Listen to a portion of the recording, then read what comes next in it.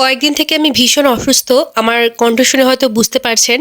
আমি যার কারণে রেগুলার ভিডিও আপলোড করতে পারছি না। তো ব্যাপারটা যেটা হয়েছে, ছোটবেলা থেকেই মাকে দেখেছি নবান্ন করতে। প্রতি বছরই ভীষণ সুন্দরভাবে আমাদের বাড়িতে নবান্ন উৎসব পালন করা হয়। কিন্তু এবছর আমি অসুস্থ থাকার কারণে মাকে সব একা হাতেই করতে হয়েছে, কিছু করার নেই। সকালে ঘুম থেকে উঠে স্নান করে আগে ঠাকুরের পূজাটা সেরে নেওয়া হয়। তারপর ঠাকুরকে নতুন চালের গুঁড়া, গুড় সহ বিভিন্ন ধরনের প্রসাদ, ফল, মিষ্টি ভোগ দেওয়া হয়। আর তারপরে শুরু হয় দুপুরের আয়োজন। তো ভগবানকে প্রসাদ নিবেদন করার পরে মৃত ব্যক্তি অথবা আত্মার নামে তুলসী বেদির সামনে কলার পাতায় এই যে দেখতেই পাচ্ছেন মলিদা অথবা আমরা বলি মক্ষিত, এগুলো সবার নামে দেওয়া হয়। এটা আমি ছোটবেলা থেকেই দেখে আসছি। আমার মা, তার শ্বশুর, শাশুড়ি, বাবা মানে আমার দাদু ভাই সকলের নামেই এখানে দিয়েছে। আর এটা দিয়েছিল আকাশ দেবতার নামে। শহরে যেহেতু পুকুর, নদী খুব একটা কাছাকাছি থাকে না, তাই আমরা জলের ট্যাঙ্কির কাছেই এটা দিয়েছি গঙ্গা দেবীর নামে।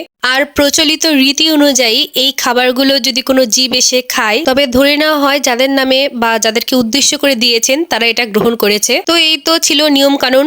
আর পূজা শেষে সবগুলো ফল, আটা, গুড় এগুলো একসাথে মাখা হয়। আর এটার যা টেস্ট, এটা আমি বলে বোঝাতে পারবো না। নবান্নের মেন আকর্ষণ এবং আমার সবচেয়ে প্রিয় এই মলিদাটা। আর এটা সন্তানের মুখে সবার আগে মাকে দিতে হয়। তো কপালে দইয়ের ফোঁটা দিয়ে মা আমাকে খাইয়ে দিয়েছিল। তারপর আমার ছোট বোনকে খাইয়ে দিয়েছিল। আর বাপিকে আমরা খাইয়ে দিয়েছিলাম, কিন্তু দুঃখের বিষয় সেই ভিডিও ক্লিপটা নেওয়া হয়নি। তো যাই হোক, এই তো এখন মাছের মাথা দিয়ে ডাল রান্না করা হবে। তাই মা মাছের মাথাগুলো ভালোভাবে ধুয়ে নিচ্ছিল। এখানে টোটাল 5টা কাতল মাছের মাথা ছিল। আর তারপর এই তো ডাল রান্না করা হয়েছে। মাছের মাথা দিয়ে মুগের ডাল, এটা আমার কাছে সব থেকে বেস্ট লেগেছিল।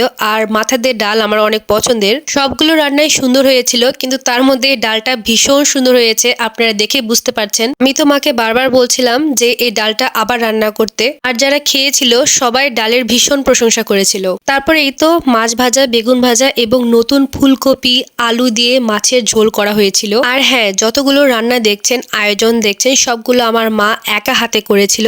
কেননা আমাদের বাড়ির হেল্পিং হ্যান্ড সেও নবান্ন পালন করে, তাই তার বাড়িতে সে কাজ করতে ব্যস্ত। তবে আমার মায়ের একটা জিনিস নিয়ে আমার খুব গর্ব হয়, মা কখনো একা রান্না করে নিজে খায় না, সবাইকে দিয়ে খায়। মাঝে মধ্যে আমারই অবাক লাগে এবং বকাও দিই, এত দেওয়ার কি আছে, তারপরেও মা সবাইকে দিয়েই খাবে, এতেই নাকি মায়ের আনন্দ। যাই হোক, সব রান্না শেষে এদিকে পায়েস আর টক হচ্ছিল। আর আমি আগে থেকে প্ল্যান করেছিলাম যে কলা পাতায় করে একটা ভালোভাবে থালি সাজাবো। তো এই তো যেমন ভাবনা তেমন কাজ। আমি যেহেতু সাজাতে খুব পছন্দ করি, আমার ডেকোরেশন করতে অনেক ভালো লাগে। তো থালাতে এখানে ভাত, বেগুন ভাজা, সর্ষের শাক, মাছ ভাজা, মাছের ঝোল, মাছের মাথা দিয়ে ডাল, ডালের বড়া, আর 2 বাটিতে দেখতে পাচ্ছেন পায়েস এবং টক। এটা সাজানোর পরে দেখতে কিন্তু দারুণ লাগছিল, খেতেও বেশ মজা হয়েছিল। তো এই তো গেল খাওয়া দাওয়া। এরপরে গরম গরম লুচি ভাজা হবে। আমি এমনিতেই অসুস্থ ছিলাম, তাই মাকে কোনোভাবে হেল্প করতে পারিনি। তাই আমার ছোট বোন নিজে লুচিগুলো বেলে দিয়েছিল। ছোট হলে কি হবে, প্রত্যেকটা লুচি এত সুন্দর করে বেলে দিয়েছে। প্রত্যেকটা দেখুন কত সুন্দর করে ভাজা হয়েছে। তো এই তো